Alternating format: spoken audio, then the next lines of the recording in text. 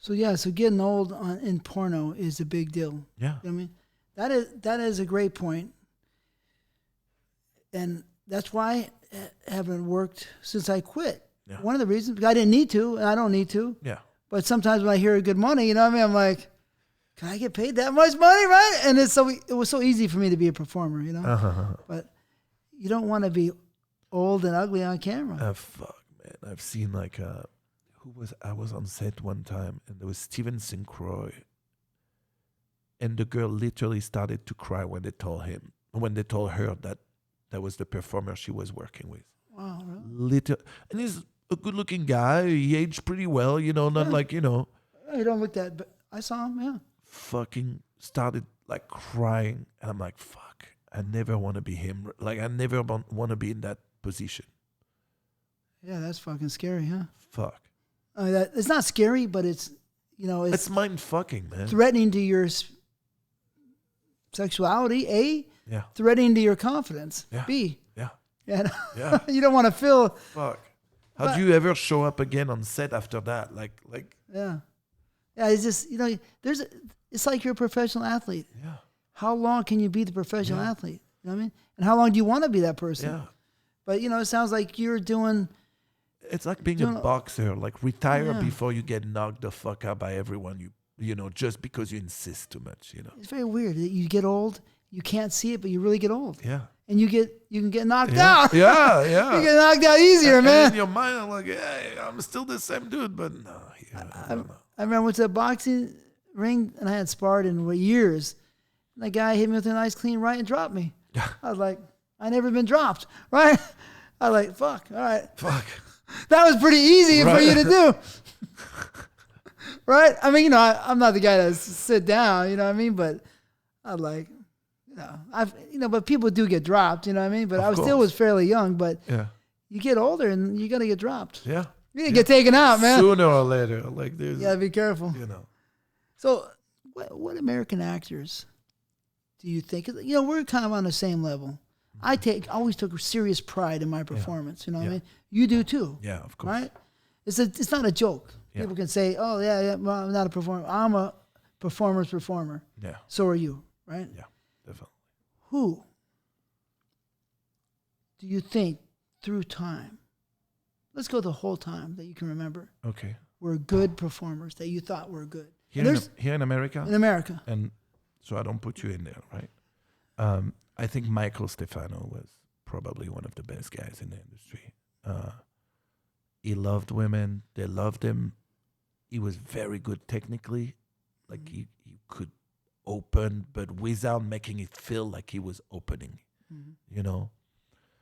Nice guy too. Yeah, very nice guy. Like very, very nice guy. Girls, I like them. Girls loved him too, man. Girls loved him too. Yeah, a little swag, little style. Yeah.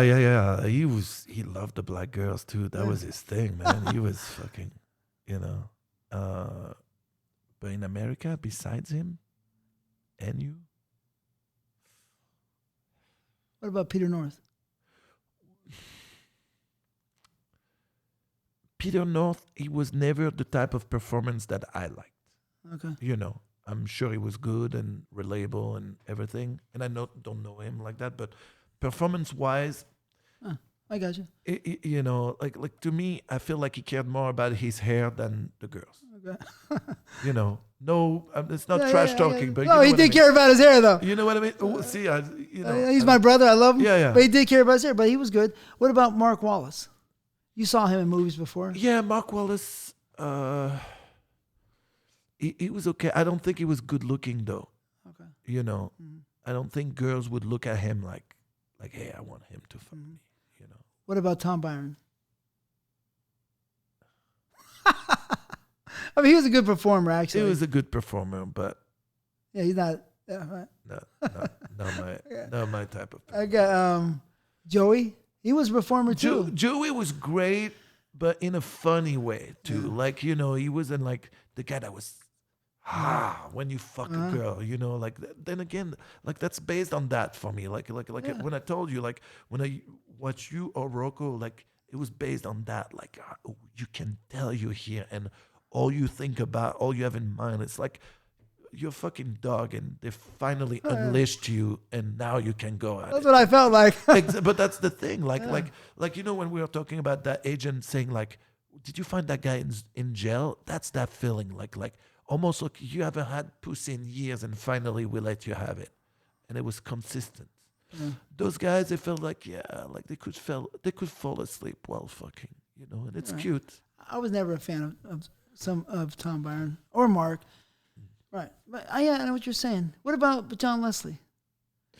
Oh, John Leslie, it was a different time. A different time where his way was the way. Like, it's just so much class and so smooth, and you can tell the girls wanted him to fuck them. Mm-hmm. You know, that's a huge thing when you see a girl looking at a guy like she wants it. Oh, yeah. So he had his own style. Yeah, he was a good-looking guy. So performance, I don't think he had the high octane like me or Rocco. Yeah, for but sure. He's great. Yeah, that was a different time. Well, like John Leslie was at 70s or like 80s. Yeah. I think the mid 70s. To the mid 80s. Yeah, so it was more like a lover. Yeah, like old school, like his own rhythm type thing. Yeah, so we can't really compare that. Exactly, right? But at least the girls looked at him, and you could tell they loved him. They liked Jamie Gillis too. Yeah, they did. Yeah. From what I hear, the girls loved him. Yeah. And this guy I showed you, Eric Edwards, they liked him. He was a nice looking guy. But I understand what you're saying. So what about today? Today's guys. It's impossible, man. Really? It's difficult because like, are you gonna like someone that's just? Are you gonna say this guy's a good performer, but he injects his dick, or like I'll never put a guy that injects his dick on the same level than you or Rocco. Or like it's impossible. And being the most popular today doesn't mean being the best at all. But honestly, I don't see anyone that when I watch them, I'm like, fuck, that's good. You're fucking that. Like, I don't know. Do you? I don't watch it. You know what I mean? I don't see anyone that like, I haven't shot anyone in years that when he fucks the girls, I'm like, fuck, that's good. Like American ones. Really? So that sounds like shit, kind of. Is it? I mean, I understand it because I would understand it. I would say because they're fake. So when you're a faker, how can you understand the beauty of it all? Exactly. And those guys, they're like, oh yeah, they can fuck hard, but there's no one behind the wheel. No passion, no love. Like most of them, you don't even see kiss the girl or like touch the girl or talk to the girl. Like, sometimes you talk to the girl, and most of the time when you say things to the girl, it's not for the camera to hear it. It's that thing between you and her, Mm-hmm. Those guys, they're like, really? I used to talk to the girls a lot. Yeah, fuck, man. Well, I would say some naughty things, man. Right? But you wouldn't know. I know, dude. You were saying nice things. I'm probably saying. Fuck. Oh no, I say some bad things. I'm saying bad things. But it's the same. Like you have to know what to say to whom. You get there. Exactly. You fill them up. Yeah, but so that's kind of sad. It's tough, dude. It's tough. Sad. It's tough. I mean, and like any guy now that has like a little success is fucking throwing his ego around. Like I can't take seriously someone that is like less than 5 years in the business and play the big shot. Like no, man. Like you gotta pay your dues without Viagra. Without Viagra, without injections or anything. And even listen, it's like everything. If you're good, you don't need to tell people you're good. There is no one intelligent person that says, I'm intelligent. It's the same with everything. Like, if you're good, let other people say how good you are. Sometimes I brought up on my show, I asked people, I asked Peter North, because I think a lot of people, really between me and you, Manuel, and even people on the commenting, you know what I mean? That I think sometimes they don't know how hard I tried, how much I put in, you know what I mean? Yeah. So sometimes I bring it up a couple times here and there to let people to hear what they say, because I put a lot of energy in there, you know what I mean? Of course. And I don't think they always love me the right way, but I was very successful as a performer, you know what I mean? Yeah, of course. As a performer, Of course. But, I'm not going into who won my awards, not Rocco, but even other people. Yeah. When I smoke them and stunt cock for them numerous times. Yeah. You know what I mean? But because they like. But where are they weird. now, though? Like, that's the thing. No, like, no. Oh yeah. Where are those guys now? Like, you've been successful. Yeah. You've been like most of those guys. Where are they now? Like, fucking. No, I'm saying probably the people judging the awards. Oh yeah. You know what I mean? That's what I say. Oh yeah. But, you know, the performers. I'm not against those guys. Yeah. Because any performer who I didn't like, I always said to him, I don't like you. So I never care. You know what I mean? Of course. But the people who judged, sometimes I cared. Yeah. Because sometimes they seem blind. Yeah. You know what I mean? But anyways, I was just that guy who was a little bit maybe abrupt or rough. You know, they want somebody nice or hi, I'm TTBoy. How you doing? Anyways, whatever. So, what's the most scenes you ever did one day? The most scene? Yeah. 5. Really? Yeah. But wow, that's a lot. in the early days when I started going around Europe, there was a company, French company, and they took me and another guy on a trip all over Eastern Europe. And the problem is they didn't know either of us. They were like, a friend told them about me and a friend told them about the other guy. The problem is the other guy they brought couldn't get hard. And we were supposed to do 2 scenes a day each. And the guy couldn't get hard for the first one, so he couldn't get hard for the second one. So I had to jump in every time. So some days he could do half a scene, so they would like kind of like play tricks to finish the scene, but I would jump in. But one of the days, not only he couldn't do his 2 scenes, but I had to do my 2 scenes. And then that day, an agent brought a girl in the evening, and the agent says she's only here tonight. She's leaving tomorrow. So if you want to shoot her, it's now. So they looked at me and they're like, do you want to do it? I'm like, I can try. I was fucking, dude, my nuts were like this, man. And then we went, and she was so hot. I remember. She was so cute, so pretty. And I fucked her, and it was okay. Wow. It wasn't probably not the best scene I ever done on that trip, but the scene was decent. Like, I got hard, I fucked the girl, and it was, you know. Yeah. I looked maybe a little tired in that scene, but at least I did the job. Better than the other guy could do his first scene. So. Oh, 5 scenes is a lot. It's a lot. You know, if you're doing full scenes, it's a lot of work. Yeah. I've done it, but it's not something I did all the time. Of course, yeah. Like, I probably could have, you know what I mean? Yeah. But I mean, but sometimes when you run into girls that the walls, you know, pussy walls, or maybe had too much hair or something, you can hurt your dick a little bit. Yeah. You know, so then the next scenes, the next day or 2 or 3 days, anything can happen. Back in the day, we had the sponges, so we'd always hit those sponges. Fuck. And that really hurt you. Yeah. You know what I mean? But I mean, you probably run into that problem sometimes. Yeah, I've done it. Right? I mean, you hit something. Kind of feel uncomfortable, like it's not. And you don't feel so good the next Yeah. day, you know what I mean? Yeah. You know? Or the 2 days. Yeah. Anyways. And then, you know, we're not going to talk. I'm not going to say anything bad about the girls. Yeah. There's so many girls I loved, you know what I mean? Of course. Were nice to me. There's a question. You know, we kind of talked about it just now, but could the performers today live without the help of the pharmacy? Could they survive? Could they perform? That would be a lot smaller. This industry would be a lot smaller. I mean, there is one thing that's positive about this, okay? Like, back in the days, there was only few good-looking male performers. Mm-hmm. Way back, yeah. You know, not everyone that could get hard was a good-looking dude. You know. All right, because let's talk about that real quick. Because a lot of times, if you're not a good-looking guy, right? Yeah.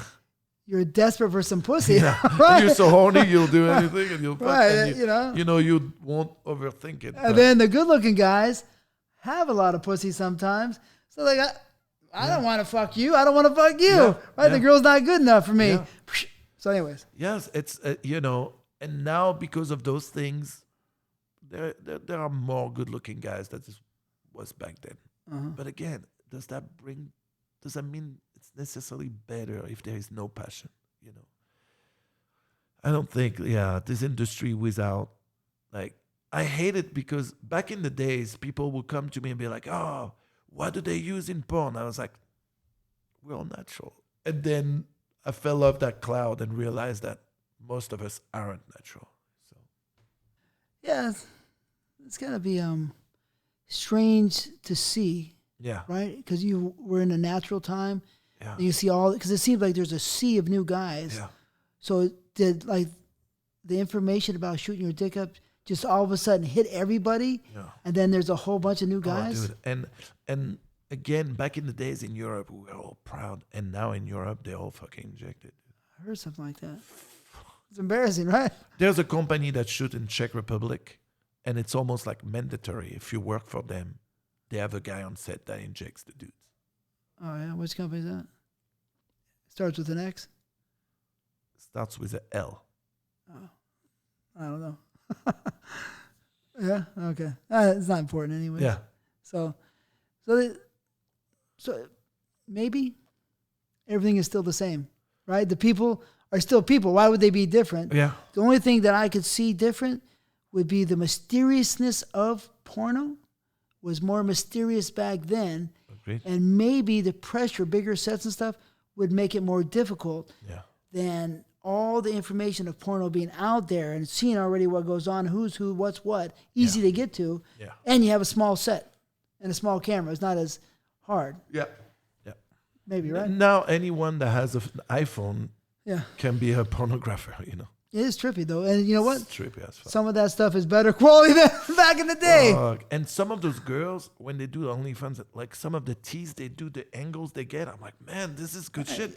Right. Maybe next time I hire that girl, I'll let her shoot her own teas. Right, yeah.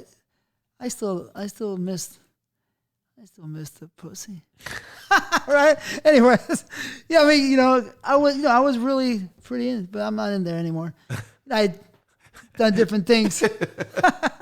No, I mean, I had such great, Yeah. I mean, my career and what I've got to do, It's awesome. You can't, I mean, what can you say? I mean, but you too, your career is parallel with my career. As a performer, you're above, your performing career is past me. But our career completely in success, I think, is fairly close. Yeah. I mean, overall. But again, you chose a different path. Yeah. I mean, you could have kept going as a performer. You chose to build your own empire and start your own company. And like it's a different path that what Rocco and I took. Yeah, it's true. And you know what? In my heart, I always am the performer. Well, of course. I still think I'm a performer, right? I haven't performed forever. Of course. You know what I mean? But it's still, oh yeah. I know that if you came back, a lot of those guys would not look good. If I just ran 4 or 5 miles a day and had my 147, 154, the weight I used to have, I'd probably do pretty good, probably. I'm sure. Probably. I'm sure. But, don't get 50 is not, 50 is 50, and I actually feel a little bit, but so fuck it. A lot of girls have come on the show and said that they like working with you. Yeah. Good. I like them too. The one girl that came on the show the other day, I really want to work with Manuel. Oh. She's a thick girl, but you like them all. Carla Lane. I like Manuel. I like. You know who she is? I like the thick one. Yeah. Yeah, she's I got think I follow her on Twitter. a cute face. Yeah. I like thick ladies too. Oh yeah. Yeah. I love them all. Seriously, like really. Yeah. I never liked the really big girls, but if they have something I like, I'm good. Yeah. There's a lady at my gym. She's thick. Her ass is fucking out of this world, dude. Yeah. Fuck. Don't tell your wife. No, but I mean, she knows. I tell my wife, I'm like, man, there's that girl at the gym. I don't even know if my dick can actually reach. That's how thick her ass is. Really? Like I feel like I would have to spread the shit out of it. It's kind of weird if you can like that. Bend it up at the right angle, right? Dude, you can get in there. I know it. When she stands, you could put your beer on top of her butt, and that shit would stay. Like it's crazy. I mean, my company Fuck.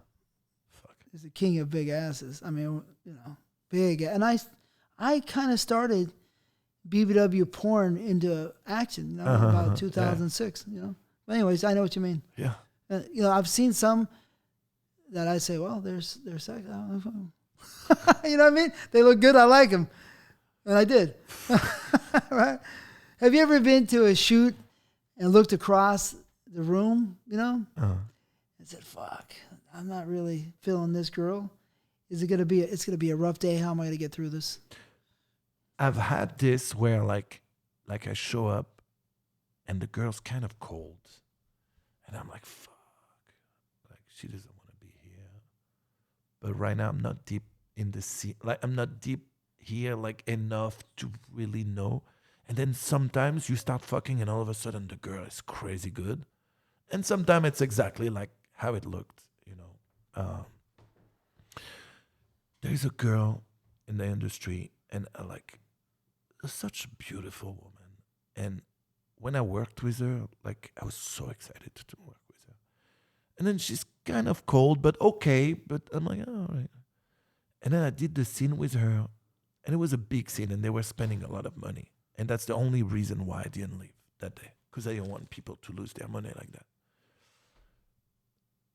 But like, I never felt like someone was trying to get away from her own pussy as much as she was. Like, to me, she was like trying to get away from this, like as far as possible. Like, she was not enjoying this and clearly not even willing to fake enjoying it. So, at the end of the scene, I went to see her. I'm like, hey, do us a favor. If anyone asks you to work with me again, just say that you don't work with me because I will never work with you again. So let's make it like you don't want to work with me, you know? And I never worked with her again after that. And she kept working?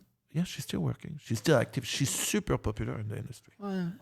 She just didn't like you or whatever? Bad day? So I thought maybe she didn't like me or not into me. But then I've seen her on other people's scenes. Mm-hmm. And she was the same. So it's not about me. It's, you know. Some girls that just don't like it.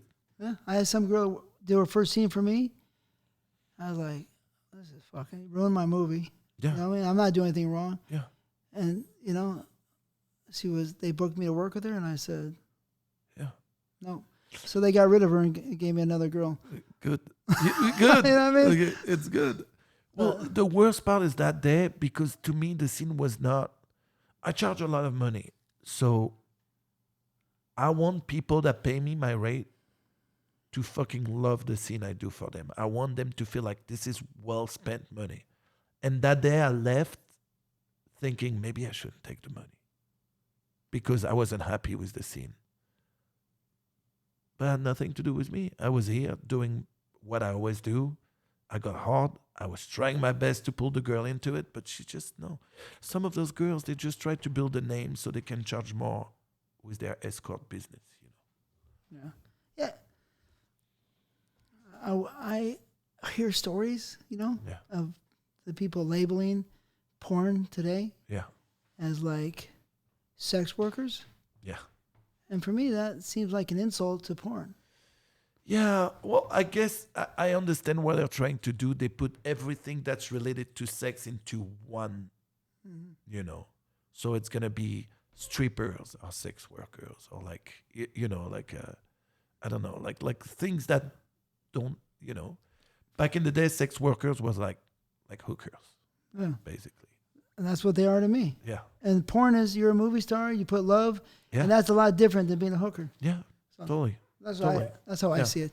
If you would tell me when I'm a kid, you know, or whenever I want to get in porno, say, hey, you're going to be a sex worker, I'd say, yeah, I'm not interested in that. It makes it not like what it is. It's not glorious. It's not beautiful. Exactly. Porn is beautiful. Exactly. Right? I mean, you're a movie star. You're loved. Exactly. You know, they don't love prostitutes. Yeah. Only for the fucking hour. Yeah. How do you think the business has changed from when you started? We've kind of gone through it, but from when you started until today, what changes have you seen for the better or for the worse? Well, performing-wise, I don't think there is like big changes. Like maybe the scenes are faster, easier than some of the productions. Really? For the sex, yeah, I think it's faster now. Faster than 1997? Yeah, in 1997, or when I used to work for Rocco or Italian production, those would take hours. The sex scenes, just the sex would take hours. Here now, like you shoot like 35 minutes, and That's it. What? Yeah. Somebody told me the other day, no, they shoot 4 or 5 hours. Of sex? No. Yeah. Hell no. They don't have guys that can take that long, that can last that long anymore. They Really? Don't. Of course not. I'm coming back, man. Yeah, The dude, joke, that man. shit, so easy. So easy. But it's also why a lot of the European performers, when they come to America, they don't want to go back to work in Europe, because in Europe it's still hours. Here it's fucking 35 minutes. Yeah. But it's more a technical thing. Obviously, after internet came in, like it took a while, but then like it was fast enough, and the quality you can watch is just so much higher now that you can watch porn on the net, and how to say that, like there used to be a time, where we would make money at one place, DVD. And now times have changed, and although there is a lot of like internet websites that are free, you still can make decent money by like using all the platforms you can use, included those free sites, right? So if you make a little money here, a little money here, a little money here, a little money here, you still can make good living. Not what we used to make, but still a decent living. Yeah. Right? And that's what changed mostly. On the side of that, now with all the new like OnlyFans, Snapchat premiums, there is good and bad that come from that. The good thing is now, for example, not everyone works every day in our industry. There are performers, male and female, that work 3, 4, 5 times in a month. Well, now they can stay busy with their OnlyFans and still make money on their days off by talking to other performers, doing content exchange, and keep making money. There are girls or guys that retire from porn, but for whom it's not easy to just go straight back to a regular job, because now they have that thing on them that they were porn people. And sooner or later, if you work in a store and you've done porn, sooner or later there's a customer that's going to come, recognize you, and tell everyone. Also, the lure of easy money, the transition, it's always been the same. Transition from easy money to hard-earned money. Hard money, yeah. And working long hours for what you used to make in a day. In a month, yeah. Yeah, it's just fucking...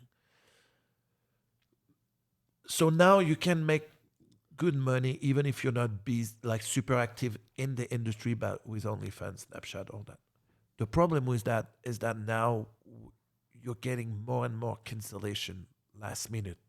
Well, that girl didn't want to wake up this morning because it's easier for her to not wake up on time to go on your set and stay at home and later shoot a little tease of her in a fucking shower. For your movies too, you're saying? Yeah, your sometimes. Yeah, sometimes I get a girl that cancels last minute and there is no explanation. And then later that day she posts, "Hey, I'm going to be on OnlyFans today at this time. Join us."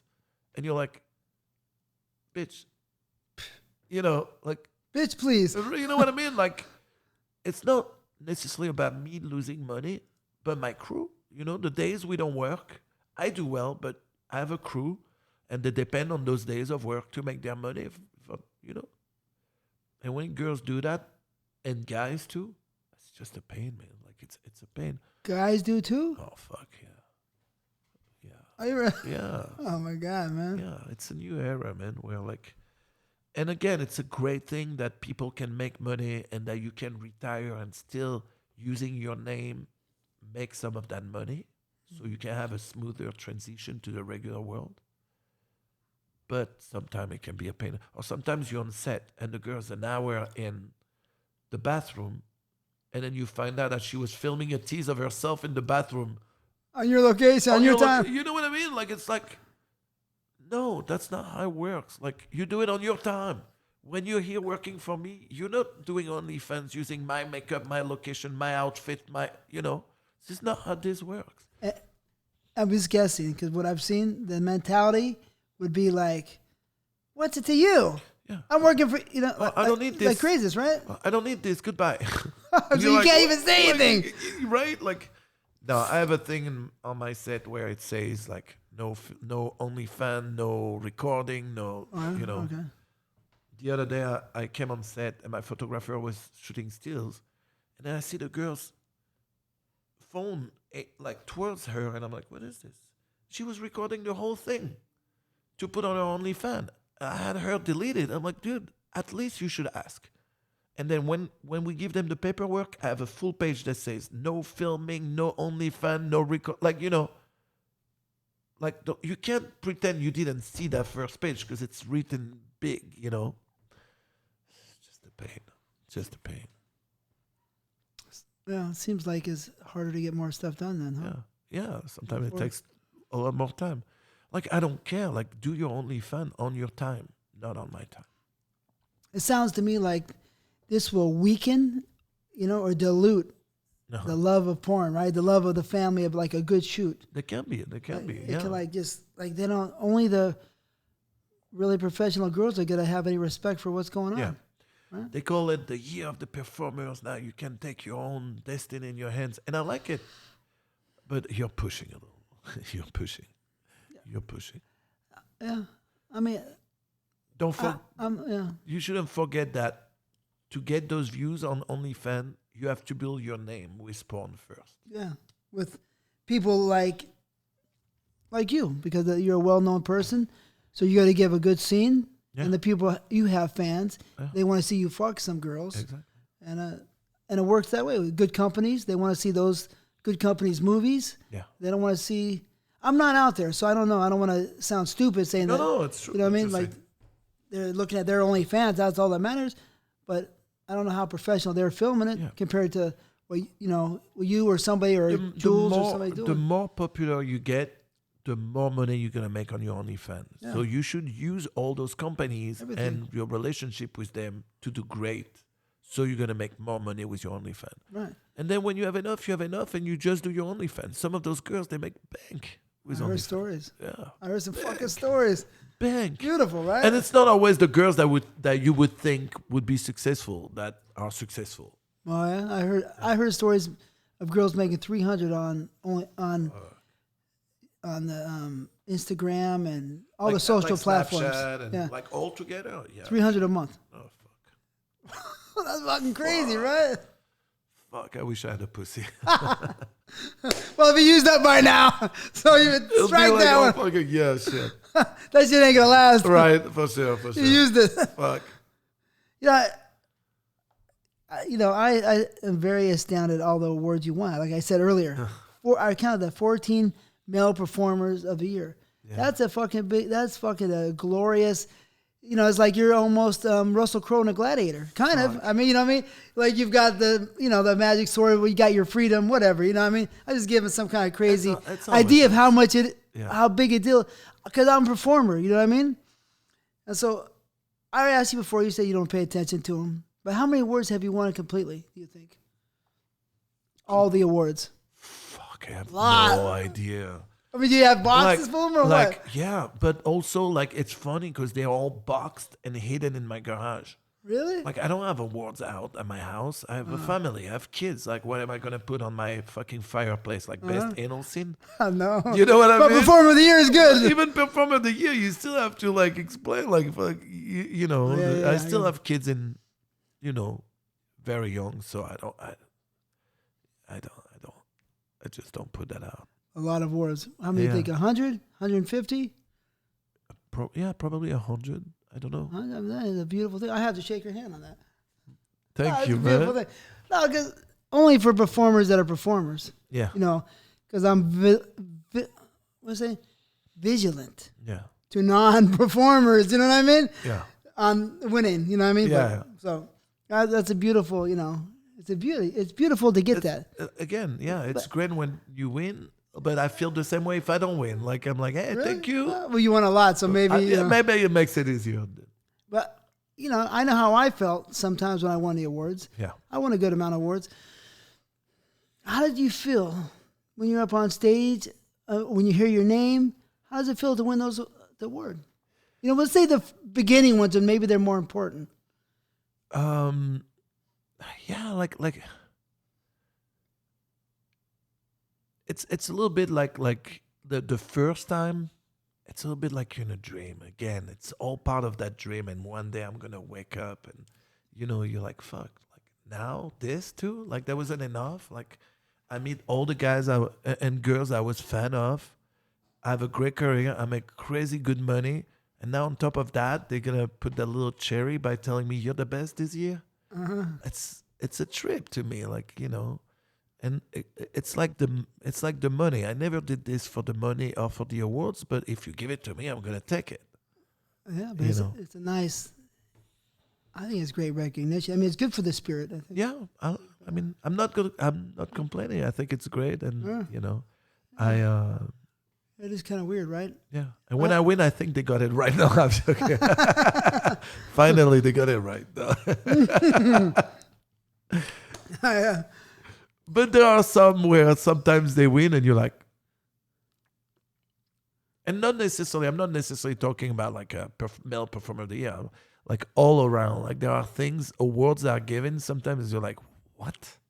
Like, what did you watch that day? Like, what the fuck did you smoke to? Oh yeah, man! I've seen a lot. You've seen a lot too. Yeah. Ronnie's like, I mean, it's not a show to barbecue the critics, but yeah. What are you watching? Yeah. What the fuck are you watching, man? Sometimes. Or what are you into? Because fuck. You know what? I'm gonna bring up a crazy point. Rocco could do no wrong, right? Yeah. And he was rougher than me. Yeah. You know what I mean? He's rougher than me. And anytime I was a little rough, I'm the devil. I'm like, what the fuck? I didn't do anything, man. So the people doing the critics be like, nope, he's too rough. He's a barbarian. What about Rocco? Yeah. Or does she look like she likes it? Yeah. How about she likes it? Or how about she loves it? And that's why he went like that. Yeah, right. So it's a fucking crazy world. But anyway, so I mean, I love that 14 performers of the year. That is a beautiful thing. Do you have anyone that's favorite? Any awards that you say that's the one? I have one myself. Yeah, which one is yours? It's the 50 commemorative porn stars of from 1972 to 1999. So 25 years, the first 25 years, kind of that's the idea. And so I was up there with all the old school people, and I was so young when I won that. Nacho was there. Yeah. He had to sit in the audience and watch. I'm going to be better than you, right? But Nacho's great. I love him. But yeah, I was up there, and that one I like a lot. It's a little medallion. It's a fun awesome. one. Yeah. That's great recognition. Yeah, so it was cool to be up there with all those old people. Of course. Marilyn Chambers was up there, and older Arbola and these old people. So it was kind of fun. No, that's awesome. John Leslie, I'm sure, was there. Yeah.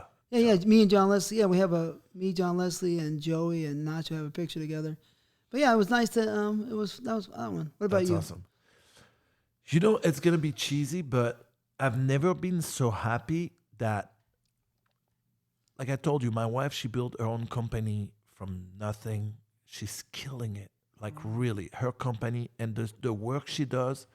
Take a look at it. Like it's very special. Like the way she films it is just so good, dude. Like really, and so it's high-end filming. It's high-end filming. Locations high-end. It brings back a little bit the old school movies. Like like it's really, really well done, right? And she does a scenario for each scene, but it's like well done, well written, well filmed, and the sex is real. She keeps the sex real, right? She's a horny girl? Yeah. Which you have to have, Of course, which helps. Like to be a good director, you have to. But it doesn't make sense for you not to marry a horny girl. Of course. That will be fucked up. That would be tragic in my life. The irony of life, like you're a porn star and you're with a girl that don't like sex. Fuck. I mean, people change. Right? Yeah. Right. But anyways, yeah. But so last year she won Director of the Year. Wow. And she won it again this year. And really what she's doing right now is fucking outstanding. Really? Yeah. I'm going to let you say it again. What's the name of it again? The company? Yeah. Deeper.com. Deeper.com. Yeah. Okay. And this year she went and she like had a little speech, and it was very, very sweet. I was very proud. Like, so really, I feel like that's the award, my favorite award. Like, it's not even one I won, but watching her starting a company from nothing, believing in it, and really doing what she loves and what she's good at. I feel like she's even better as a director than she was as a performer. Like, it's really, really good stuff. Yeah, I mean, it's people got to know that the spirit it takes sometimes to keep going. And she works like 24/7 for a thing. Like, she works all the time. So she's strong. Yeah, super strong. Strong person. Yeah. Congratulations, Norris. Somebody who had stylish stuff. Maybe this is what you're trying to. Maybe it's similar to this stuff. Andrew Blake. Yes. Had a lot of stylish movies. Imagine a mix between like Andrew Blake a little bit. Although Andrew Blake was like brighter, she's doing more like darker stuff. But like mixed with John Leslie's Voyeur, you know? So darker as in sexually thinking or darker lit? Both darker lit, but also like it's a lot of time about domination. It's about, you know, the mind fuck play. It's really good. That's exciting. I mean, 2 directors of the year is a big deal. Yeah, it's a big deal. So you take Jules out or what? Yeah, kind of. You know, I was nominated for that too, and she won. I was like, bitch. Oh, yeah. Who's your favorite American directors, and who's your favorite European directors? So American, there was so many, dude. I used to love PT, man. Paul Thomas. I like Paul Thomas. Dude, because he's a perv. He's a freak. Right? He's a perv. And the only thing I wish that he would be more into like that he would stay when he used to film the sex scene. He would just get the fuck out. Sometimes you'd watch him, really. But probably your time he said, I'm done. Yeah, when you talk to him, you can see it's there that he's a perv. Like I'm like, fuck, I like that dude. Like, he's passionate too, you know? John Leslie, Stagliano, I loved. But what did you like about Stagliano's movie? Just following the ass around or going really close on the anal? No, I like the that he lets people fuck. Okay. That's what I like. Like he's not directing the sex. He's gonna follow you and let you fuck the way you want, and he's gonna film around, and I love that. Right? Okay. John Leslie was like that. Paul Thomas, he didn't care about the sex, but like I always did what I wanted. So, you know. Yeah, the vibe I got with Paul Thomas was a real easy vibe, which made it really nice to work. And pleasant, you on set, no pressure. Yeah, you guys want to do this? He was, you know, like he's in the 70s smoking some weed. Right. But also I feel like it's always easier to work for directors that have been performers. Yeah. You know, because they understand what it is to be in front of a camera and how it can be difficult sometimes. Right. The pressure, right? Yeah. The pressure can't get to you. Yeah, for sure. Have you had any bad days? Of course. Any days that you couldn't finish the job? No, I always finish the job. Always. But at days where I struggled, like finishing the job, where like you get hard and then you fuck for 2 minutes and then you go soft. Then you get hard again, you fuck for 2 minutes, then you go soft. I hate those days, obviously. I never take the money. When I have those days, I don't take the money. You're an honorable guy, man. Well, again, like if I charge a lot of money, man. Like if when I leave, people are not happy, I'm not gonna fucking charge the money. Like, it's ridiculous, you know. But luckily it doesn't happen often. And what's funny, it doesn't necessarily happen on the days you think it's gonna happen.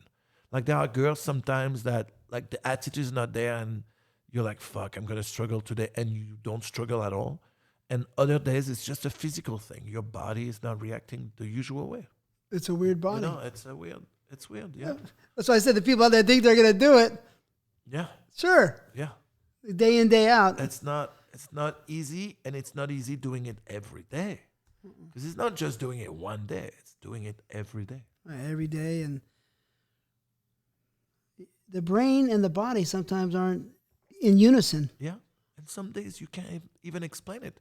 Some days you feel good, you have no problem, nothing in mind, just your body doesn't react. And those days sucks. So what about Jules? He's a director too. You like his directing job? Yeah, same thing. I like the whole like Evil Angel school of directing where you kind of let people fuck. Like same thing, Jules. Performing for Jules is just so easy. Really? Like it's so easy. Like, hey, fuck the girl, have a good time, and he's gonna film all around, let you do your thing. Nice dude. Like always dress the girls nice. Always, Nice girls. Yeah, always pick the best girls in the industry. He's not afraid to pay people what they ask to get what he wants. She's amazing. She's amazing. What about Europe? Who's the good directors? Well, Europe, it's a little bit like the same thing where, like, you know, like Rocco, Christoph, those guys, they really let me fuck. They allowed me to be just me. And that's the best thing. Working for those Italian productions, it was like, I didn't feel like it was me. Like, I didn't feel like they were like, why do you hire me and pay me this much money if it's to be like a fucking, like any of the guys you use? Like, if it's just to be a dildo, why do you pay this much money? Just hire one of your random dudes, you know? Where you're going to be happy spending that money is when you let me be me, because that's where I'm going to be good at what I do. And just that, you know, it's fairly easy when you think about it to get the best performance. It's to let people be themselves, you know. So those directors are going to be always my favorite ones. Yeah, they gotta, if they have the good performer. But, Yeah. Right. Otherwise. Yeah, but when you hire one, I remember, I have a funny story, dude. I was hired to go work in Italy. And they had a bunch of guys for this production. And they're like, yeah, we bring you 1 week, you do 2 scenes, and blah, blah, blah. I'm like, listen, I'm not coming to do 2 scenes. I'm not coming to do 1 week, 2 scenes. Or you pay me every day that I'm there, my scene rate, and then it's on you. But I'm not, like, I could be at this place working every day instead of being with you. Why would I come, like, to go in Italy? I don't care. If I want to go on vacation in Italy, I go by myself, right? To the city you want to go to. Exactly. I'm like, so either when you bring me, you make me do a scene every day, or the days I'm not working, you still pay me my scenes. So they're like, okay, we find something for you to do every day. So I go there, and they're doing a feature, and on the side, they decide to shoot also a gonzo so they can have me do more scenes. So they hire me every day. And some of those other guys, when I arrived, they were already there for a week. And they had another week left, and they only did 1 scene.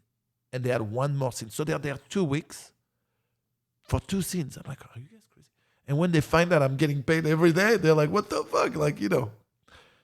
And then the first day I do that gonzo for them, they have a camera guy, weird dude. And he's like, hey, before we do the scene today, I want to show you a video, and I want you to fuck like the guy in the video. And I'm so upset. Inside, my ego is so hurt. I'm like, motherfucker, like, you're going to hire me and tell me to fuck like another dude? Like, but at the same time, I'm curious. I'm like, who is this guy you want me to fuck like, right? So I go downstairs, and he puts the movie on. And like in 30 seconds, I know right away. And I look at the guy, and I'm like, really? You want me to fuck like that guy?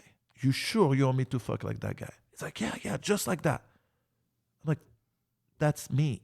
Like, he showed me a video of me fucking a girl, but I had long hair.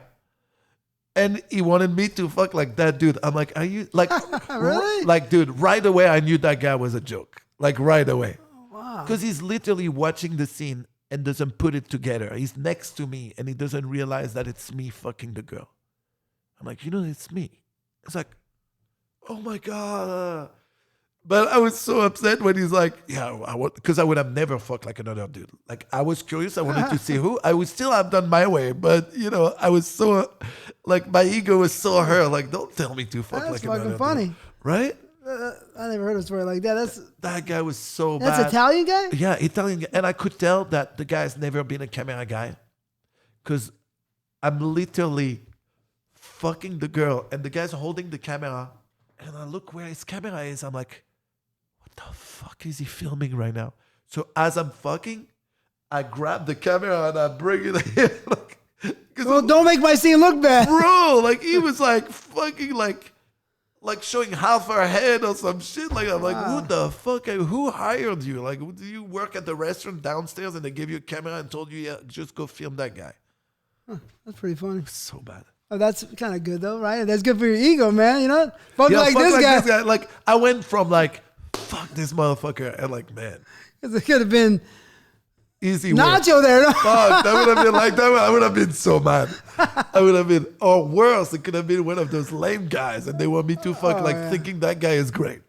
I don't think that's but it could have been Nacho, right? Well, but at least if it's Nacho, I understand why. Yeah. But if it's another guy, I would have been like, what the fuck, bro? So let's move on now to the transition. You transitioned or the thought, which I don't know when. I like to know this. I'm sure a lot of people might want to know. I do know that, you decided to direct. Yeah. Right? Yeah. How did that come about? Just the directing, how did that come about? Very easily, actually. I came to LA in June of 2002 for Fashionistas. I left middle of July because I was supposed to leave end of June, and then few people asked me to work for them after Fashionistas, so I stayed 2 weeks more. Then I went home, and I came back in November in LA. And after 2-3 scenes, Steve Holmes, he was telling me, hey, I work for a company called Red Light District, and they want to meet you because they heard about you and they like to shoot you. I'm like, oh, great.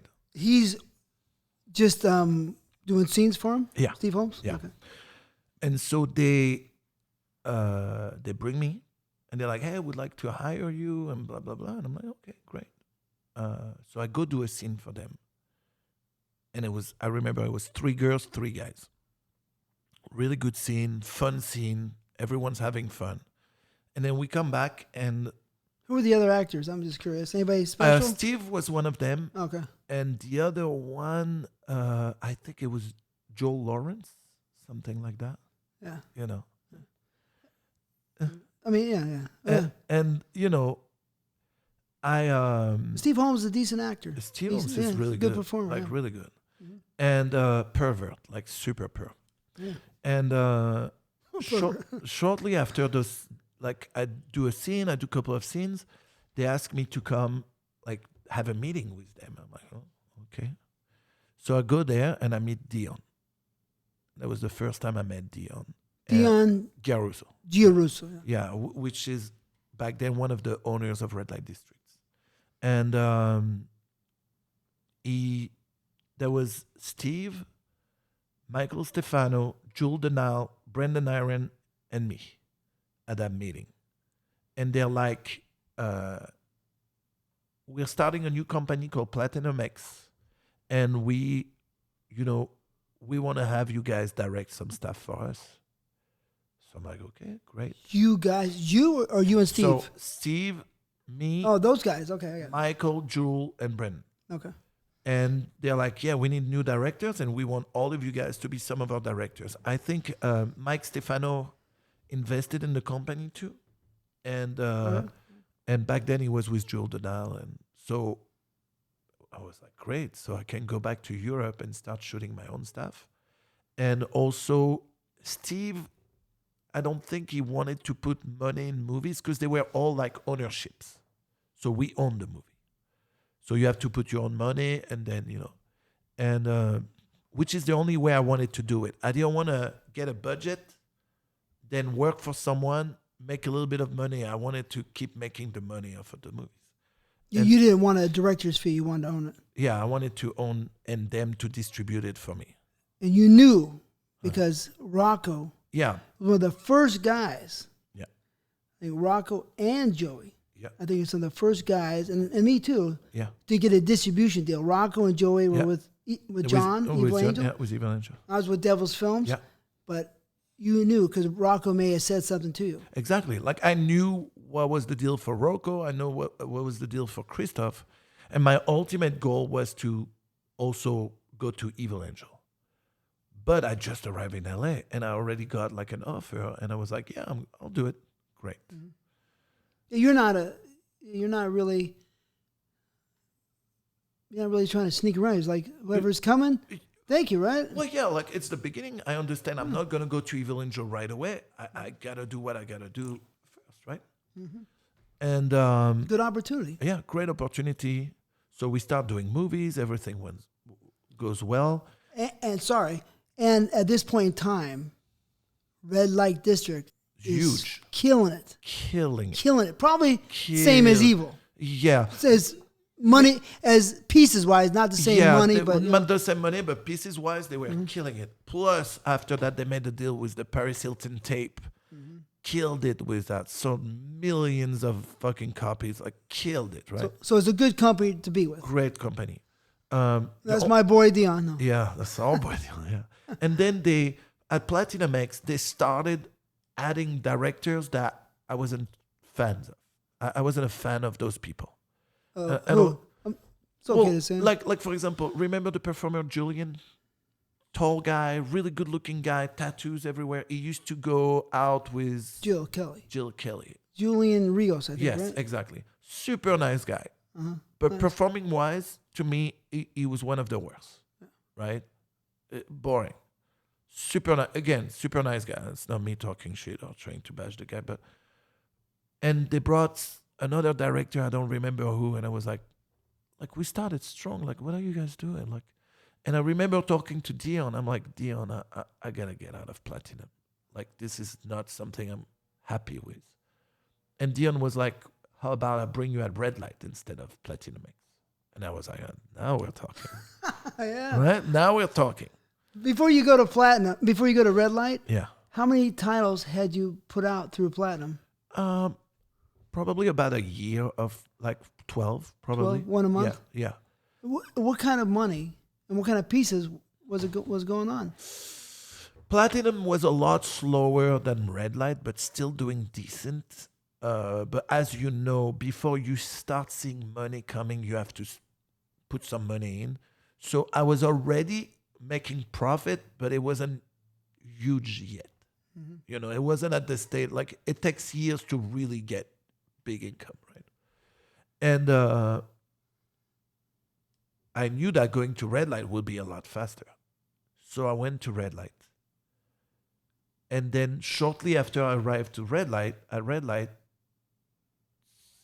some things happened at Red Light, and there was a big falling out between the two owners, and they separated. And the problem is,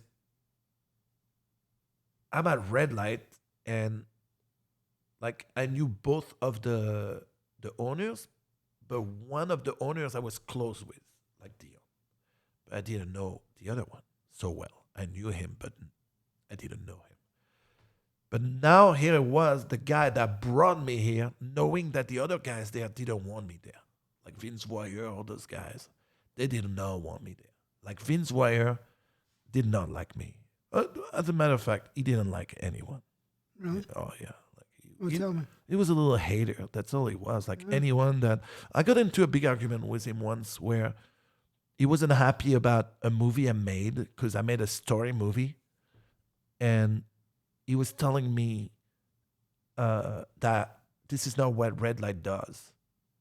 You can't do movies like that.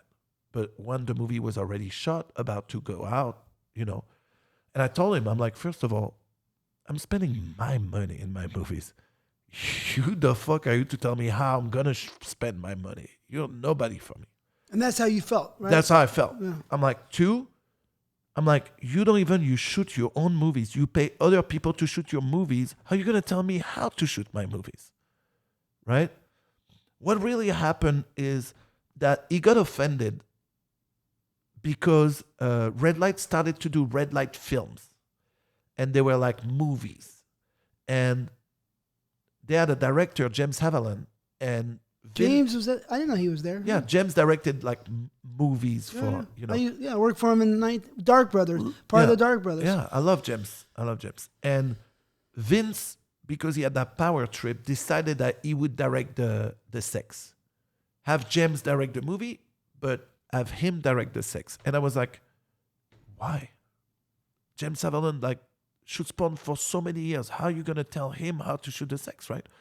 So I told Red Light, I'm like, okay, then don't put me in your movies. Because their thing was to put all the Red Light guys in it. I'm like, I don't want to be in that movies. If he directs the sex, I don't want to be. And so he found out about this. Of course, they told him. Like Manuel said, if you direct the... And then when we had that talk about my movies, he's like, by the way, I know you said you didn't want to... If I direct the sex, that you didn't want to be part of the movies. I'm like, Vince, I've seen you fuck. You're not going to tell me how I should fuck. And he was so fuck... Like, he was dead when I said that, right? Like what? It was like he didn't know, like, how to react to it. Like... I thought Vince was one of the best performers in the world.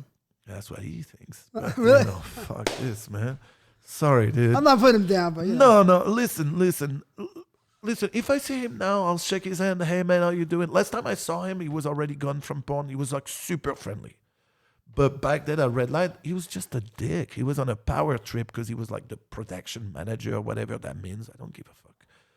Like my thing, and I told him, I'm like, if I spend my money on my movies, I want to spend it the way I want to spend it. If you don't want to release it, I'll release it somewhere else. Like, it's okay. But, like, don't tell me, like, especially him. If the owner would have told me that, maybe I would have said, okay, sorry, my bad. But if he comes to me, like, now you're trying to fuck with me, so fuck him. But that was pretty much it, man. Like, but, like, after Dion was gone, I felt like maybe I shouldn't be there anymore. Because, like, he wanted me there. And Vince doesn't want you there. Well, Vince didn't want me there, but Dion's brother, I ended up having a meeting with him, and he's like, no, dude, like, just so you know, I want you to be still at Red Light. So you stayed. So I stayed. And then a couple of years passed, and then one day Staliano came to me, and he was like, hey. He came to you? Yeah. I mean, he did hire you to come to America. Yeah. And then Staliano came to me. He's like, hey, I've been watching a lot of your movies. I really like what you do. I think it's a perfect fit for Evil Angel. Would you come with us? Then I had a talk with Red Light, and I told them, hey, listen, guys. I mean, money-wise, there was no competition between what people made at Evil and what people made at Red Light. And I told them, like, thank you very much. Like, I'm very happy with what I did here, but it's time to move on for me. And they were very okay with it. They were like, okay, good luck, have fun. And for a long time, I kept making money with them because they were still selling my catalog. So. What's the best check you ever got from him? I think it was like 135. And how much was that? Two movies, one movie? One movie, 5 scenes. Yeah, but it was accumulation of other movies on top? Well, there was that movie plus other movies, like Still plus the rest of the reordering. catalog, yeah. So how many pieces would go out the door, do you think? Back in the days, I think they were going out between 8,000 and 10,000 pieces at Evil. No, I mean Red Light. Oh, Red Light. Oh, at Red Light. No, I didn't make okay. that at Red Light. That was at Evil. So Red Light, yeah. Red Light, I think 70 was the best I did. 70? Yeah. And for one movie and then reorders from the other movies? Yeah. So it's good money, not crazy, but it's still... Great money when Great you money. spend 25. Yeah. You know. 3 times your money. Fuck, dude. Whoever makes 3 times their money is the king of the world. Right? That's awesome, dude. I mean, people beg, to get 5% on their money in a year, 10%, Yeah. you know what I mean? For a guy who started porn just to fuck girls, that was pretty good. I understand. Right? I understand completely. You know what I mean? So, Dion, I don't think everybody really completely grasped the fact that Dion really made that company sell a lot of pieces. A lot of pieces. Because he was a grinder, worked hard, and had great relationships. Yeah. So we just want everybody to know that Yeah, definitely. the success of Red Light was really mostly founded on Dion. Dion was a machine, man. Like I didn't know so much about the rest of the company, honestly. All I knew was like I would be at Dion's in Dion's office talking to him, and it was like he had like a fax machine behind, and there was like reorders. Like Going crazy. fucking, And he was like, "Oh, those are the new reorders. Go set that up." Like, you know, and I was like, and then by the time he's done, there was 10 more. That was crazy. So basically, you were looking at a fax machine that printed money. Basically. Yeah. Beautiful. What a fucking dream, Fuck, huh? dude. What a Killing fucking it. dream. God, porno has so many dreams in it. So many. You know what I mean? So then you say, fuck it, I'm out here. So how long were you with, the whole regime over there, from platinum to red light? 2-3 years? Probably 3 years. Okay. About 3 years, yeah. And then, so one time Dion told me they think he saw you wrestle Vince or something. No, back in the days, Vince used to do jiu-jitsu, I guess. Uh-huh. And I grew up doing judo, which judo is great, but it's also a lot different than jiu-jitsu. And there are a lot of things you do in judo that if you do in jiu-jitsu, you're fucked. For example, in judo, you have the newaza, the ground game. But if one of the two guys stands up, they stop the fight, they put you both up. Meaning, if you roll on your stomach and you can't get up, even if the guy is on your back, they have to stop it. So it's not a mistake to roll on your back and to try to get up in judo because they're going to stop the fight. In jiu-jitsu, if you do that, you give your back, you're more or less fucked, right? So he was talking about this, he was talking about that, and we had the red light office, and we start fucking around, and we end up on the ground. And like he was like so high on talking about jiu-jitsu, and I fucking owned him. Like it was just sad. It was just sad because he was talking about all that jiu-jitsu he was doing, and how great he is, and we train with this, and we train with that. And it was not that good. It was not that good. He's not that big. And I didn't tap him or he didn't tap me, but there was definitely no question on, who was on top. Well, 22 years. Yeah. I mean, the body movement so well. Yes. And the weight, right? I mean, when to shift and so quickly, right? Jiu-jitsu, what's funny is like, jiu-jitsu, it's a lot like when you learn a language. Like you start doing jiu-jitsu, when you start learning a language, you think your original language. When I first started speaking English, I would think in French and then try to translate it in English. And then there is a moment where your brain automatically, like I just speak English without having to think about it. Jiu-jitsu is the same. There's that whole period where you have to learn move and you have to do them over and over and over. And sometimes you get the guys back and you have to think, oh yeah, I did this, I learned this. And then there is a moment where your body just does it. Yeah. And it's natural. Your hand's going to go at the right place. It's going to go under. It's going to, you're going to put your hooks in and you're going to fucking go, it's a lot like that. I love jiu-jitsu. Yeah. I miss it. You like it more than judo? Now, yes. I love the thrill of competing in judo. Yeah, I mean, it was kind of your whole life a little bit. For the longest time, that was my whole life was judo. Half of your life. Yeah. Already half, you know what I mean? Yeah. So it's in your blood. And jiu-jitsu is part of it. It's close. So beautiful. Jiu-jitsu is so beautiful. Yeah. I miss it a little bit.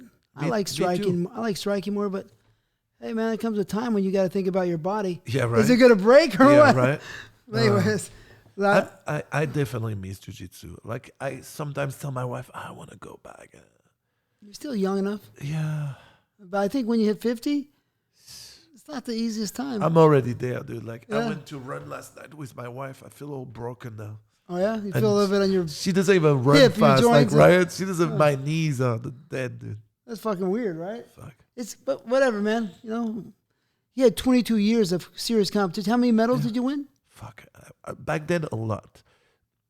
Remember when I was telling you, we were grinder, we were working hard and physical beasts. Mm-hmm. But the problem is, I fought at high level.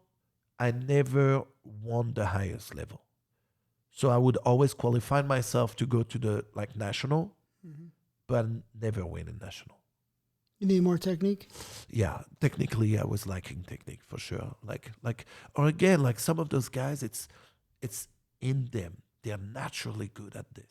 Me, it was a long road and hard work to get there.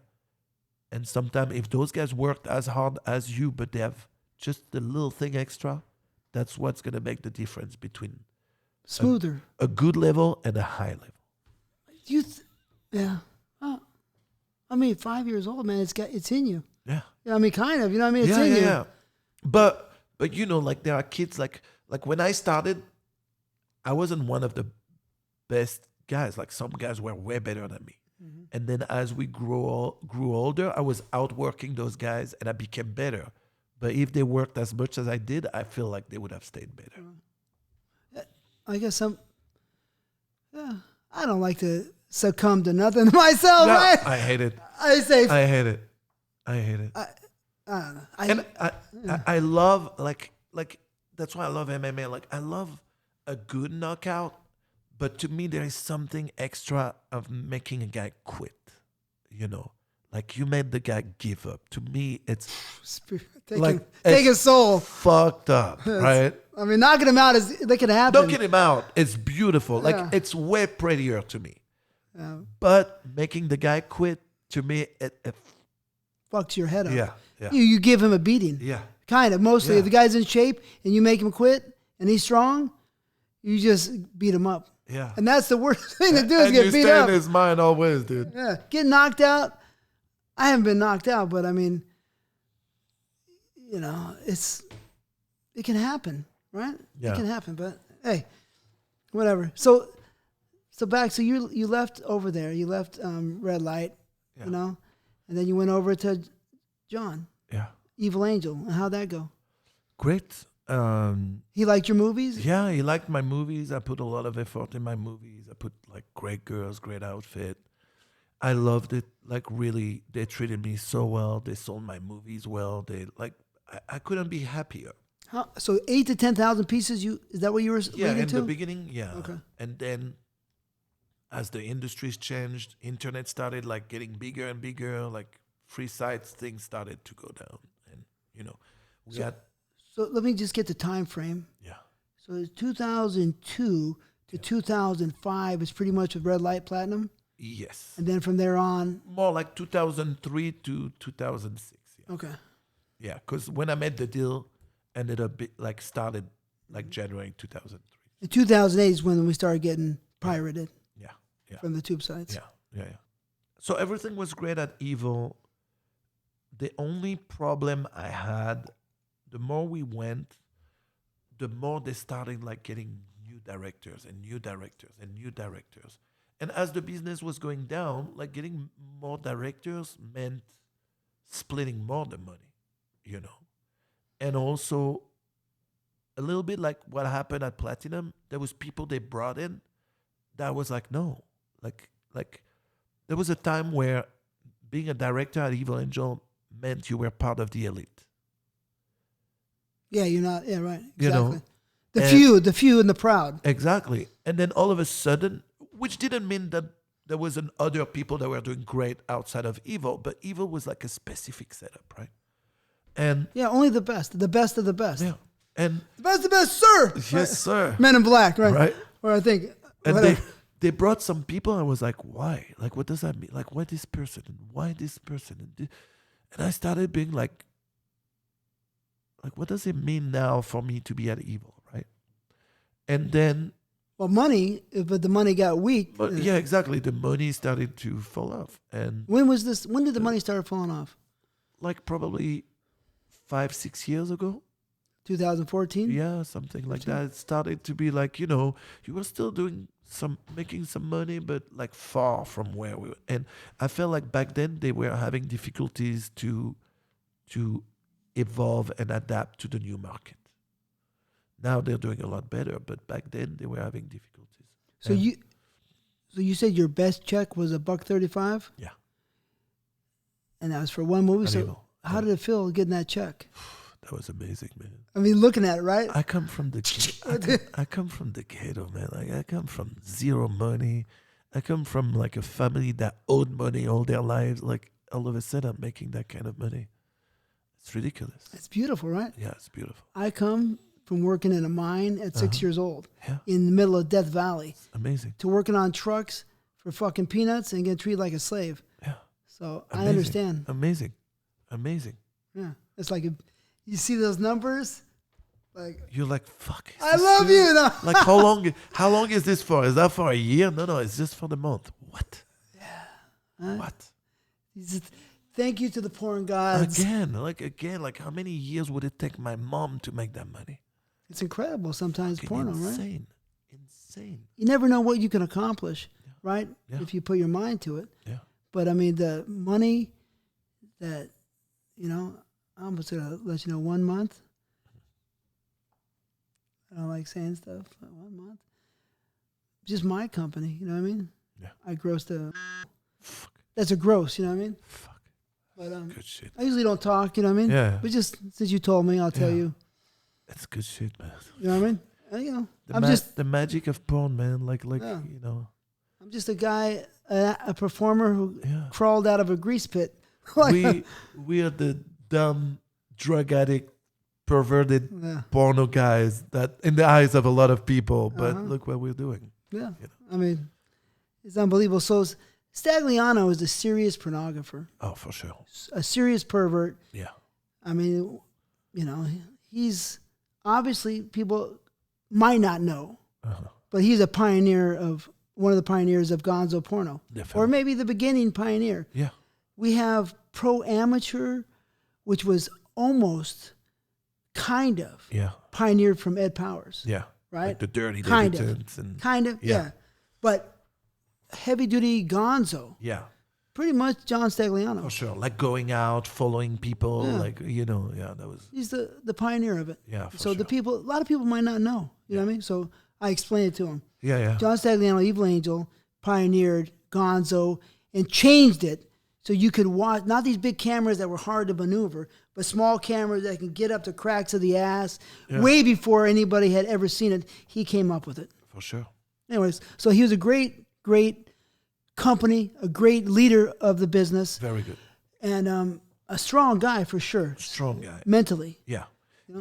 Then I feel like there's a moment where they brought another guy at Evil, and I feel like John started like being a little disconnected from the company and left more like room for mistakes for this guy to get in and be more like the boss, since John wasn't as present, right? And that's when I think the Evil started, to me, not doing so well, and we started making a lot less money. And then Jules, I would talk to Jules, and Jules was like, "Hey, would you shoot some stuff for me, please? Scenes or shoot content? Content with you in it or somebody movie, with me in it." Okay. And in the beginning, I said, "Yeah, I can, but just we have to use another name than Manuel Ferrara." And he was like, "Okay, let's do it." Oh, so you're saying make a movie for his company? For his company. In a different name? Yeah. But with you in it? With me in it, yeah. Okay, and that's cool. he was like, "Okay, great, like let's do it." Like, we both talked about it, and great. And then it started becoming something regular that I would do for him, and everyone knew it was me shooting those movies because it was my style. It was me in the scene, in most of the scenes. And it didn't make any difference. Like, everyone was like, "Yeah, we know it's Manuel," like the reviews, the shit like that. So one day I told him, "You know what? Just use my name. Like, everyone knows, So he started using my name. The problem is, when I started doing this, other directors started working for different companies, right? And then it started becoming a problem for Evil. So you showed a different way, kind of opened the door for the other people to go away out of John a little bit? Yeah, to make extra money, because let's be honest, everyone needed to make more money. So what was going on? You were making 135, and then at 14 or 15, what is the checks? 25, 35? Yeah, it was like 40, 35, like something like that, And you spend 20 or 25 for your movie? Yeah, about 20, 25. So it became like, And you already had reorders, so you're really not killing it. Exactly. Yeah. No, it wasn't what it was. But still good, but not like the dream. Of course. But so then other people started doing it, and then it became a problem with Evil. And they started telling everyone, yo, you guys can't shoot for everyone like that. It's not possible. Makes sense. One of the directors like started leaving, like basically was about to leave Evil, and then they were like, well, if you do this, we can sell your stuff. So the guy came back, right? And then they started giving an ultimatum to everyone. And they were like, well, if you guys use your names, we're not going to release your next movie. So I had a meeting with them. I'm like, well, explain to me, what does it change for you if I use my name or not? And they're like, well, we can't sell this many pieces, blah, blah, blah. And I'm like, well, that's not true, because since I release movies with Jules under my name, I haven't seen any drop on my checks. So if what you say was true, I would have seen a drop.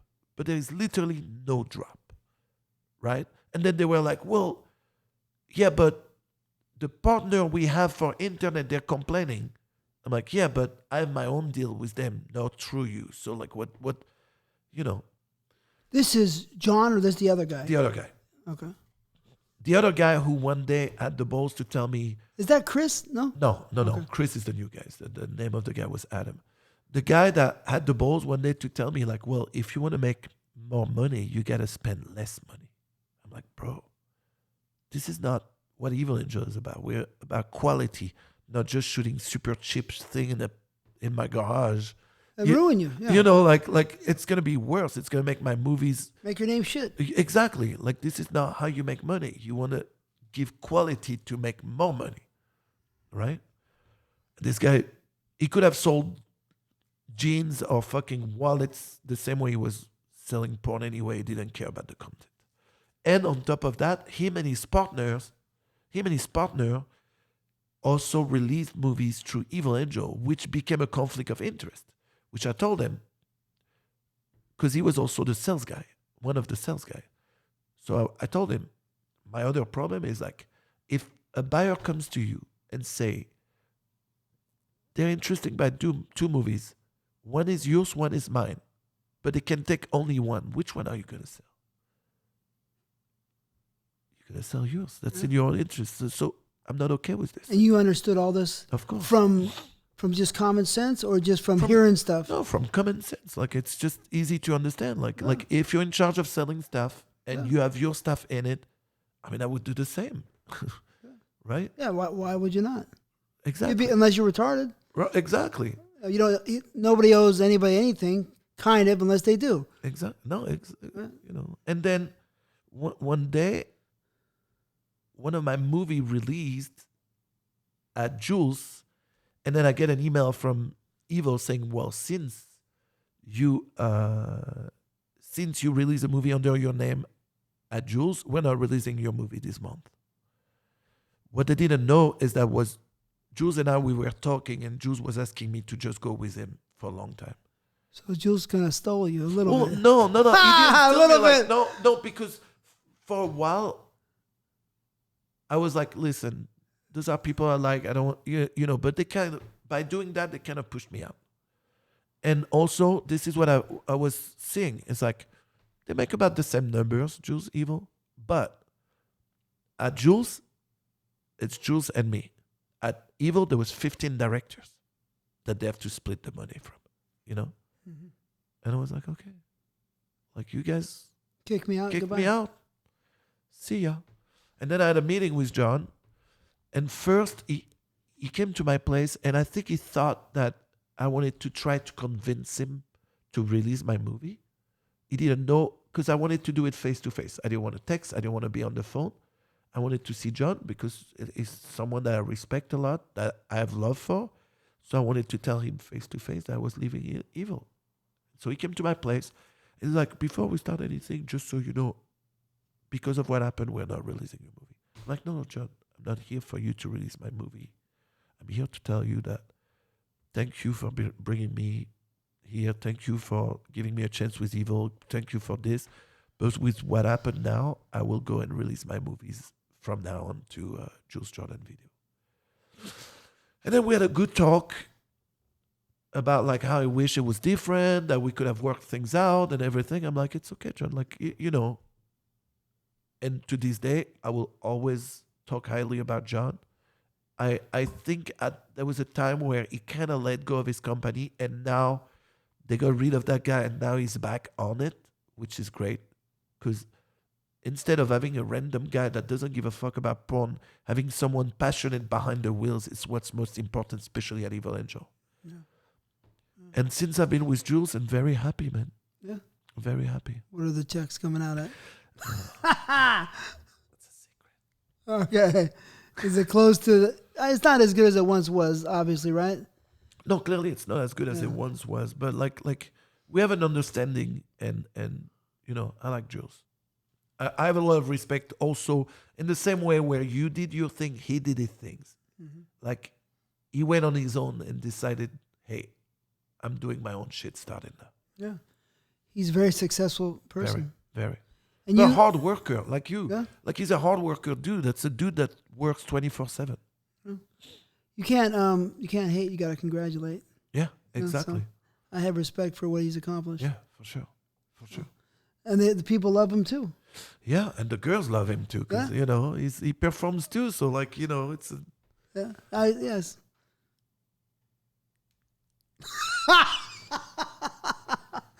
So anyways, that's interesting. So right now you're happy with them, and so happy with him. Yeah, that's cool. You know, it's good to be happy. Yeah. Fuck, man, you can go to sleep better. You know what I mean? Yeah, and it allows me to like have an easy schedule and to do what I want the way I want.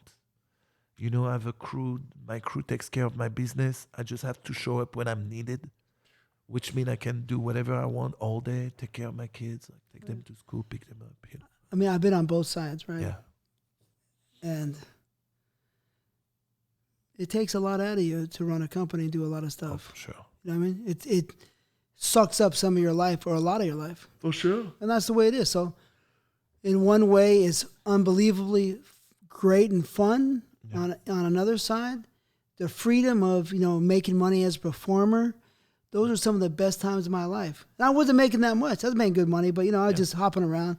But it was some of the best times of my life. Yeah. Having fun on the sets. And of course. Just, you know, it was, people respect you, appreciate you back then because performers were hard to find. Of course. You know what I mean? Like, it was some of the best times.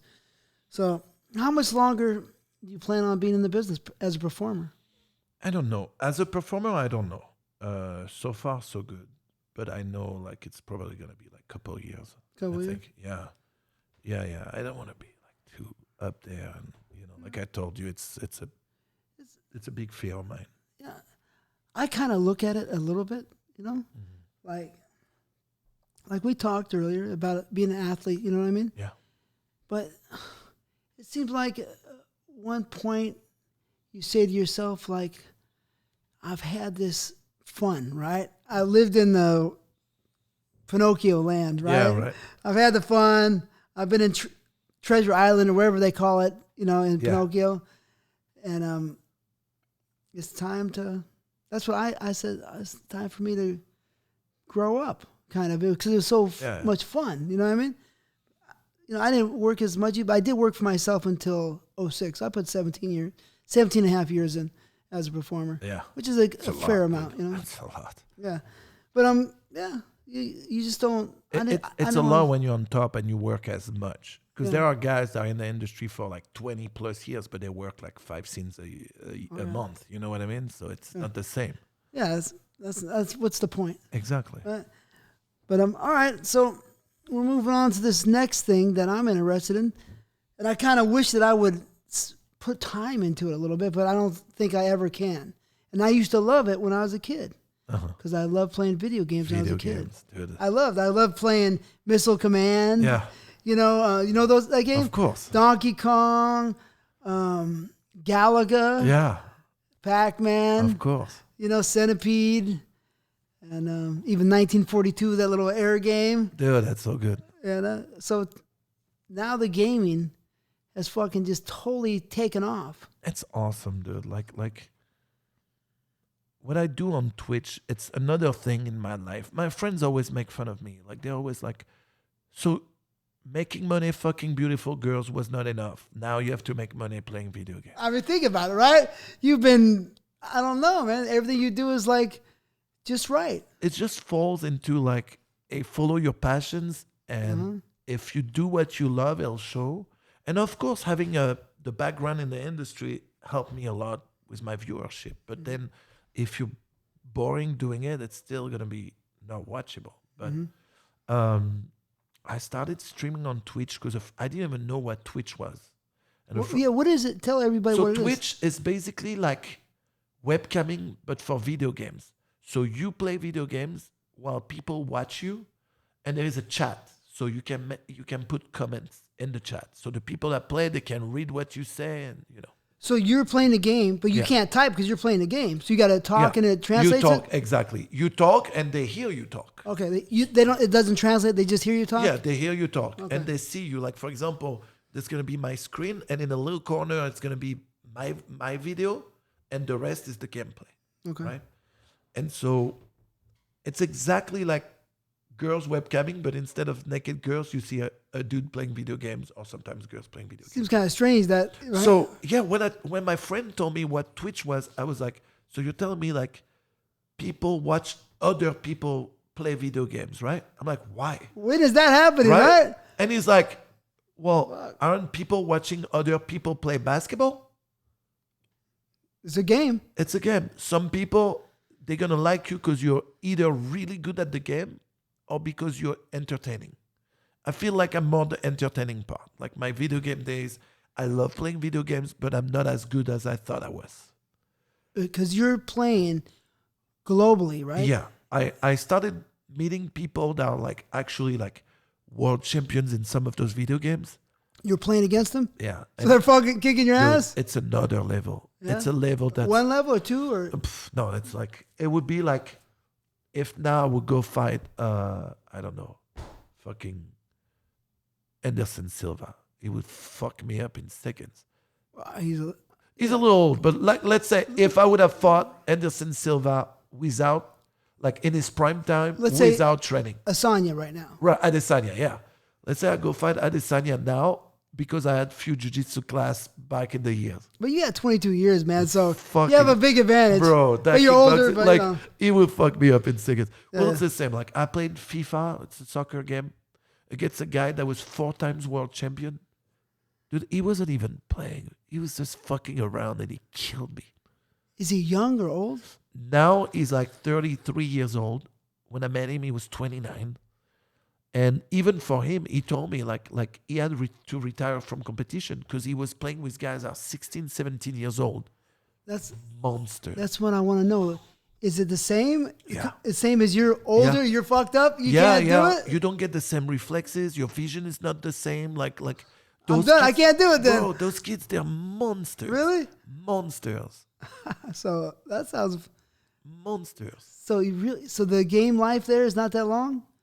You get beat up quick? At pro level, like you gotta stay on top, like like those guys, like it changes quickly too. Really? So they kind of lose their hands or carpal tunnel or something like that? Yeah, dude, they're like their vision's not as good, their reflexes are not as good. Yeah, it's crazy. Wow. So your eyes start getting fucked up because of the screen? Yeah, or just because you're getting older. Like it's not the same. Wow, man, is that competitive, huh? Very competitive. Because you have people, I guess we're going to say they have people around the world. Yeah. Some people aren't making great porno money. Yeah. Right? And they're in some hood in India getting paid 20 cents an hour, right? And they're playing a video game. Yeah. And how much can they make? They can make shit crazy. Like what? Like what's the most you heard of? So, I'm afraid to say stupid shit, but like one of the most popular streamer on Twitch, his name was Ninja. Okay, and there's Twitch and Microsoft. They have a platform called Mixer, which is exactly like Twitch, but it's their version. They pay that kid, and this is what I heard. Maybe the numbers is not exactly that, but it's around that. I heard that he signed a deal for $50 million to go like 50? $50 million to go a couple of years on their platform. Like playing soccer, right? Fucking 50 million. That's more than Now, I don't know if the number is exactly that, but we know it's in big numbers. Big numbers. And how many people make that kind of money? Obviously not everyone, but few are making this type of money in the millions. And what's great about like competition, like Mixer, now Facebook, now YouTube, they do gaming too. So they're all fighting to get those guys and offering deals. So one guy making that big move opened up the door for so many other people to make the money. Because since all the big ones were on Twitch, now Mixer pulling a move like that, then they pull another one from Twitch. Now Twitch, they have to offer money to their big guy to keep them in. It's a war. It is a war. It's fucking beautiful. I love young people making a lot of money. I love watching them making a lot of money. Yeah. I think it's amazing. Doing something, for the longest time, the video game world was looked at a little bit like the porn world. Really? Like I don't know that. like losers that fucking play video games at home. They don't have a life. They don't do anything else. Now those guys are kicked. 50 million, man. So Fuck. would you think that there's a lot of people that can make a few 100,000 playing? Yeah. Easy? Yeah. I mean, not easy, but if you put the work in, if you're entertaining, if you're good, yeah. And you can make like sponsorship deals. You can make like, it's really good. Do you have to be entertaining or just good? So you can be just really good and do well, but a guy that's good and entertaining will kill it. Just like all the sports. Yeah, Like exactly. boxing, if you're Exactly. a dead fucker, they'll watch. If you keep knocking people out, okay? Yeah. Like Triple G. He was real strong, but he was kind of dull. Yeah, exactly. He was great. No disrespect to him. Yeah. Right, Triple G, boxing, Of course. But right. It's the same in life, like porno, right? Yeah. You know what I mean? Exactly. Exactly. Yeah, so that's interesting. So you have, I thought I read you have 100,000 subscribers, or what do you have? No, I have 280,000 followers right now on Twitch. On Twitch. Yeah, that's good. So they. That's good. I started 3 years ago. It's pretty good. That's pretty cool. So you make money. I make money. So what's the money? We're all about money here, man. No, I can't tell. You can't tell? No, I can't tell about Is it good money? Okay. It's decent. It's something that I definitely didn't expect playing video games. I think Dion told me. You told him, didn't you? Did I? I think so. I'm not sure. 25? I'm not sure. In case people speak Spanish. I don't speak French, man. Oh, shit. But anyways, so that's be kind of exciting, right? I mean, you get to do something you like and you have fun. That's how I've fucking always done in my life. Like I feel like if I follow the things I love, that's how I'm gonna do well. Yeah, man. It's just, I guess you gotta have the balls to keep going. Yeah. The way you want to go. Yeah. Right. And my mind, like it's good for my mind. It's good for my kids. It's easier for my kids now. They can say, "My dad is. What does your dad do for a living? Video games. He's a streamer. He plays video games on Twitch." What's the best game these days? I love the game. I was a Pac-Man champ. You know what I mean? In 1982, right? Fuck Pac-Man, dude. Anyways, it's good. I won, not the champ, but I had the highest score. You know what I Really? mean? At the liquor store. Nice. So I win money. Yeah. Right. But anyways, I was working hard, so I didn't get that much time to play. Uh-huh. I was working in the sun. But what if I wanted to play a game? Uh-huh. You know what I mean? I don't know what games I want to play, but I bought over here. I got the Xbox here. Yeah. Or the game for whatever. I got the Red Baron or the Red Dawn or something. Oh, Red Dead Redemption. Yeah. The Cowboy the mode? cowboy. Yeah. Because I love westerns. You know. That's fucking good. It's like playing in a movie. You yeah. know? You have a storyline. You have to do missions. You have to go take care of it. It's great. It's a good game. Fucking great game. Okay. Is that a competitive game too, or not really? No, it's not something that you play competitively. It's like a more adventure, and you do like missions and things like that. But so if you stream that, it wouldn't be the one to stream? No. Like when it came out, it was a very popular game. Now it's not as popular. The last couple of years, there was Fortnite. That was huge. I heard of that. Fortnite was huge, but now it's kind of falling off. The new Call of Duty. Yeah. The new Call of Duty right now, everything that's battle royale is like they drop like, for example, 100 person on a map, and you have to be the last one to survive. You have to kill everyone. So 100 people join in globally? Yeah. But how does that lottery happen? It's like they have servers Just that picks. punch the Like a lot of time, it's gonna be depending on your region. They're gonna try to bring the people from your region together because like it's a latency problem. Otherwise, like if you play on a European server, then you're gonna be slower than them. So they try to bring people from the same area. You know, and it's better that way, kind of, I guess. No, it's great. It's more competitive that way.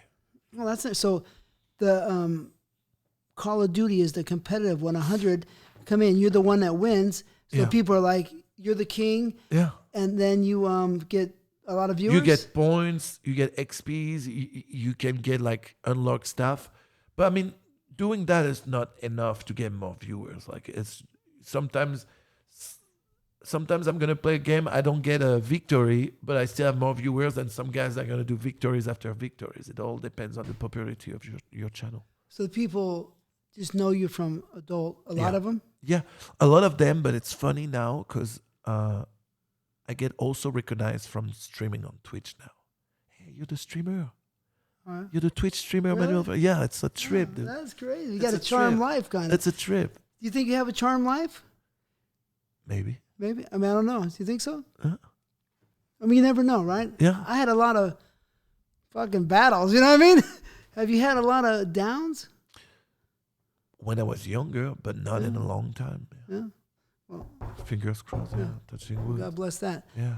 That's cool. So the sponsors will come in there and they'll say, we like you, and then they sponsor you? Yeah, and they're like, hey, we want to sponsor you, have our logo on your channel, we'll give you this much money.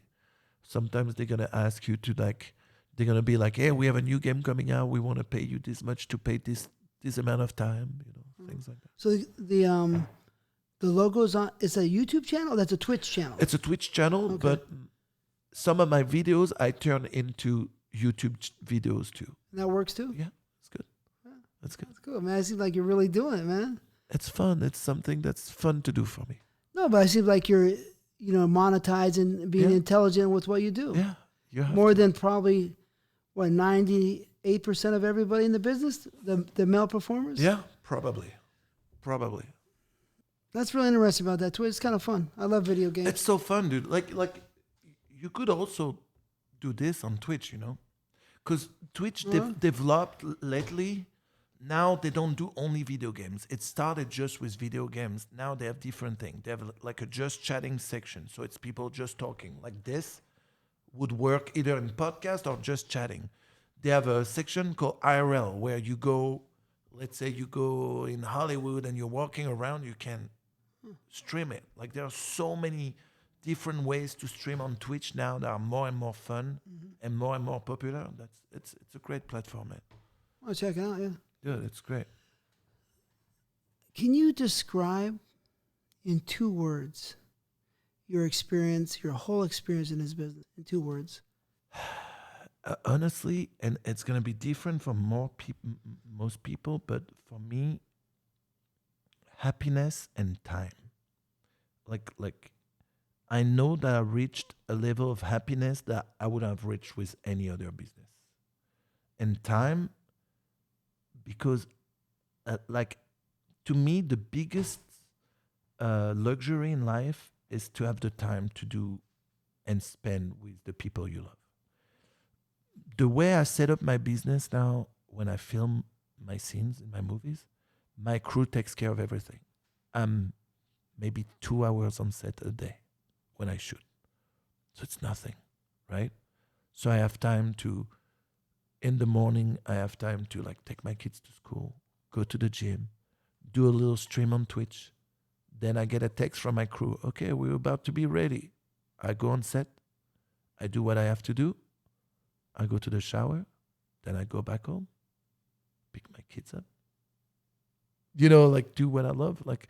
And there is nothing that could have done that for me in my life. Time with my parents is not something I had. So being able to give that to my kids is the best. The best.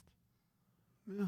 It seems like you structured your time correctly. It's good. It's fucking good, man. Like it's an art. Yeah. In a way, yeah. I'm a lucky man, dude. Like I was at the right time I was at the right place at the right time, but I also did what was right when I was asked to. You know, because a lot of people think like, yeah, if you're at the right place at the right time, that it's easy. No, you still have to do the job. If you don't do the job when you get the opportunity, then you don't get that.